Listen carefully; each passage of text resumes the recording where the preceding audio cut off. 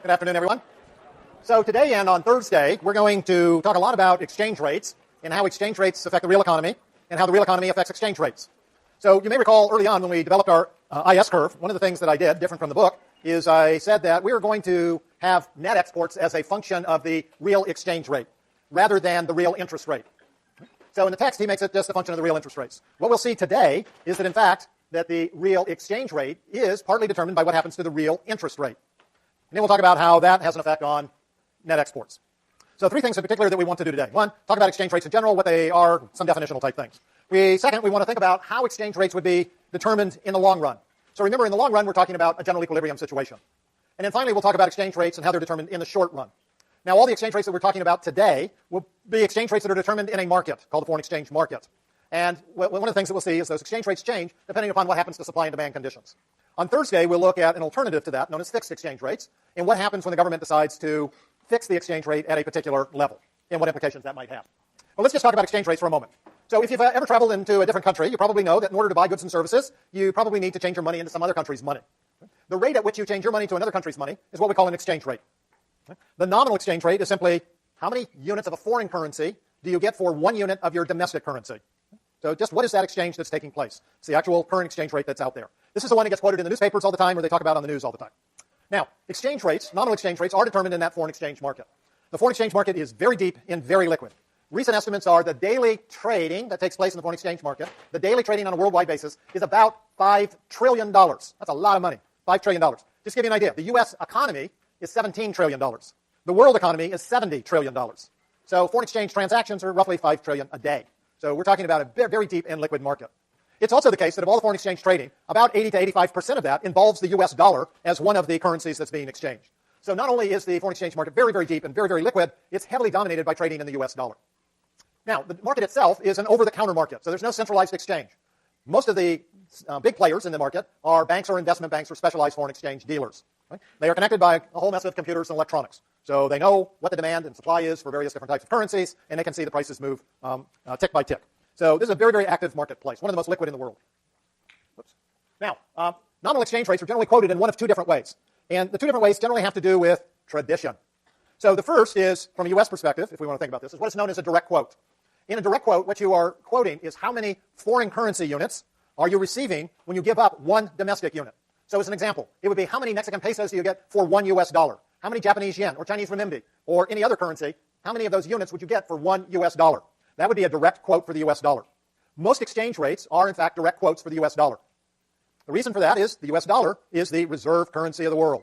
It's what most international trade is priced in. It's a reason that 80% of foreign exchange trading involves the dollar. The dollar is kind of the basis of the international financial system. So most exchange rates are quoted with the dollar as what we sometimes refer to as the fixed part of the exchange rate. Right? How many foreign currency units do you get per U.S. dollar? Now, it also turns out there's an indirect quote. And with an indirect quote, it's really how many of your currency units do you need to give up for one currency unit of another country.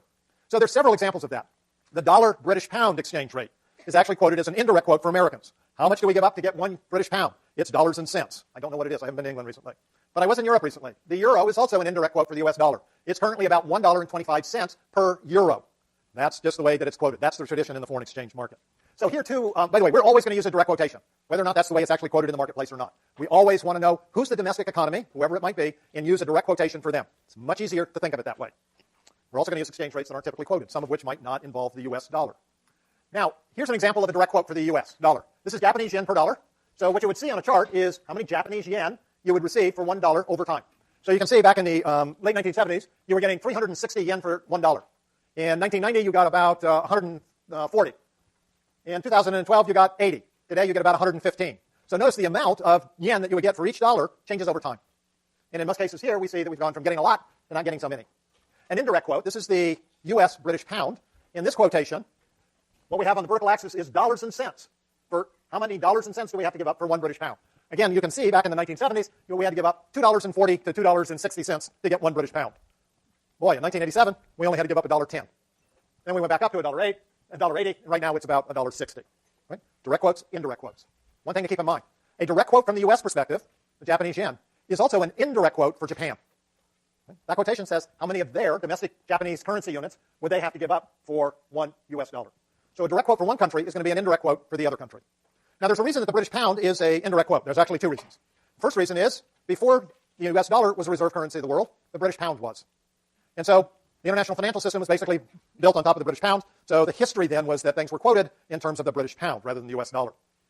There's a second reason that may actually be more important. Almost all currencies today, in fact, every currency that I'm aware of today, is a decimal currency. That means a penny is 1/100th of a dollar. Right? Historically, however, the British pound was not a decimal currency. It is today, but it didn't used to be. For most of Britain's history, the pound was based on a 1/32nd system. So they had really funny kinds of currency units. Now, it's really easy to work with a decimal system. It's not so easy to work with a 32nd system, especially in the days before computers. So it was much easier for everybody to think about how many of their currency units did they have to give up in order to get 1 British pound, rather than to think, oh, how do we do, what does the decimal point mean in a 32nd system? Right? So those are the reasons that the British pound and some other British Commonwealth countries are generally quoted as indirect quotations for the U.S. dollar. Okay. Now, as you saw in those two charts, exchange values can change. And when a currency rises in value, meaning that you will get more foreign currency units for each 1 unit of your own currency, we say that that currency has appreciated. We also would say it has increased. What we mean is it has increased in value. We're getting more of the foreign currency unit. Or that it has strengthened. It's gotten stronger. So all of those words are used interchangeably. Appreciation, increased in value, or strengthened. When a currency falls in value, meaning you got fewer foreign currency units for each domestic currency unit, the currency is now depreciated. It has gone down. It has weakened. So if we go back to this diagram, which is our direct quote with the Japanese yen, you can see periods of time here where we went from roughly 240 yen down to 120 yen. Right? So in this case, we're getting fewer foreign currency units from an American perspective, so this means that the dollar depreciated during that period of time. We can also see that here, the yen went from roughly 80 to about 140, so in this case, we were getting more foreign currency units for each dollar. The U.S. dollar had appreciated. Notice with a direct quotation, when the currency is rising, it's an appreciation. It has increased in value. When it's falling, it's a depreciation. That's very different than an indirect quote. This move from $2.40 to $1.10 is actually an appreciation of the dollar, depreciation of the British pound. This is why we want to think in terms of direct quotations. When it's rising, it's an appreciation with a direct quotation. So we don't want to say, oh, gee, if we're using an indirect quotation, we could say, gee, see where the chart goes down? That's an increase in the value of the domestic currency. It's kind of weird language. So use direct quotations. Now, there are also two types of exchange rates that we see. One is what we call a spot exchange rate. If you're going to go on a trip over the break and you go into a bank, or if you're at the airport and you want to buy some foreign currency, so you go up to one of those little kiosks, you give them a bunch of dollar bills, and they give you a bunch of Mexican pesos or whatever it is that you want. Right? That's a spot transaction. It takes place immediately. It's also possible to enter into an agreement today to exchange currencies in the future at a specified rate. That is, we can already figure out what the exchange rate should be 1 year from now. And so, given that we can figure that out, we can actually enter into an agreement to make that transaction at that exchange rate in the future. This is what we refer to as a forward exchange rate. And we'll see in a bit how we figure out what that actually should be. Right, so forwards. Forwards, by the way, can be anywhere from 2 days, that is spot plus 1 day, to as far out in the future as you'd like. There are some people that would happily write you a forward 50 years into the future. Forward rates are often used for hedging purposes by businesses, knowing that they're going to have an exchange of currencies at some time in the future, but they want to lock in that exchange rate today, so they know exactly what's happening. Okay? Now, the forward rate does not mean that that is actually what the exchange rate will be at the forward time period. Just because I can tell you today what the forward rate ought to be 1 year from now, that doesn't mean the actual exchange rate will be there. Okay? And we'll see why in just a minute. Now, the nominal exchange rate is what we see every day. It moves around a bunch. That's what we can follow. Like many other economic variables, however, real exchange rates are more important for us.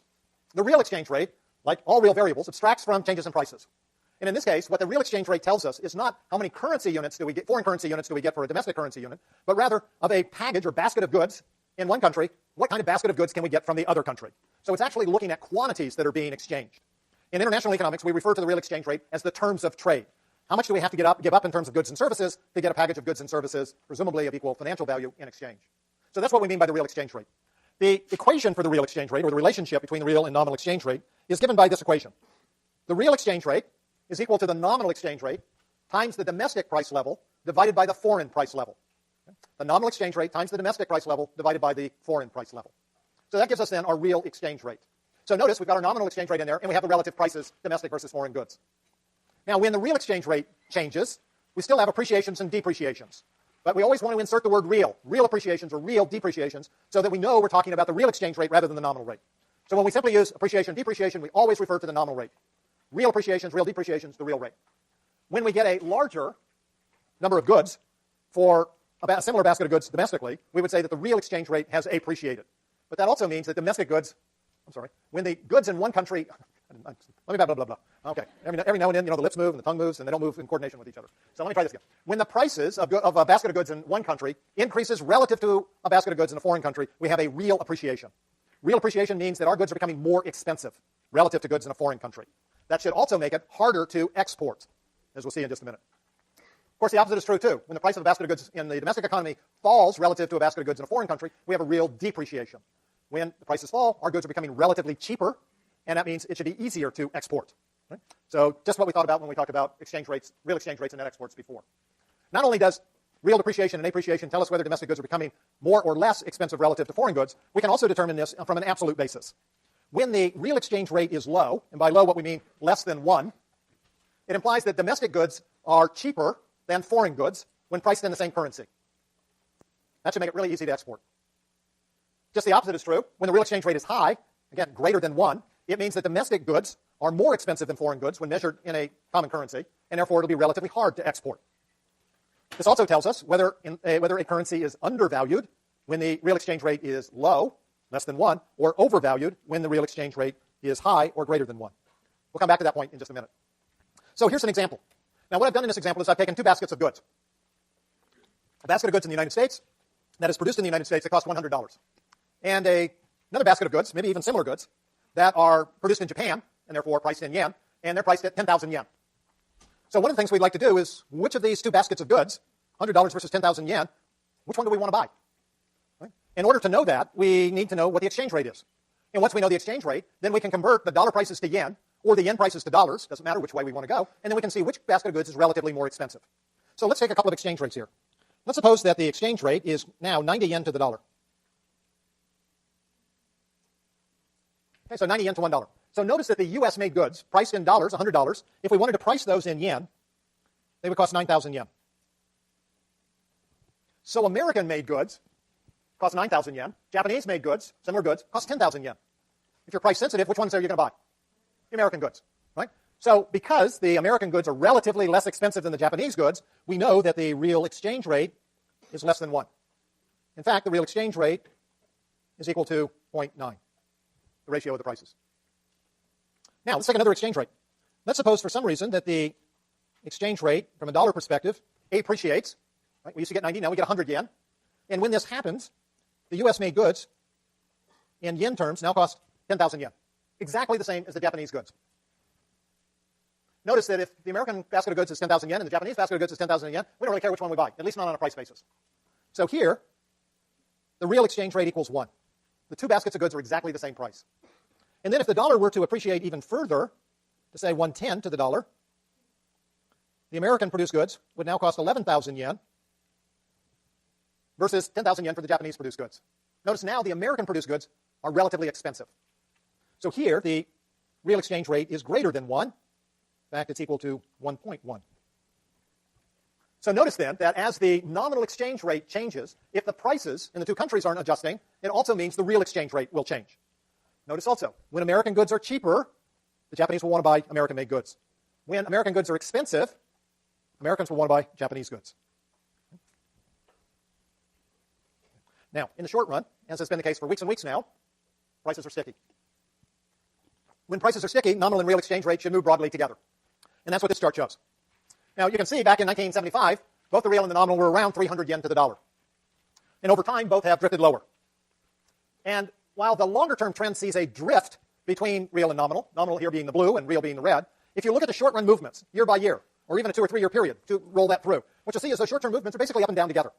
The correlation on the change is actually quite high. This, by the way, is more evidence that prices are sticky.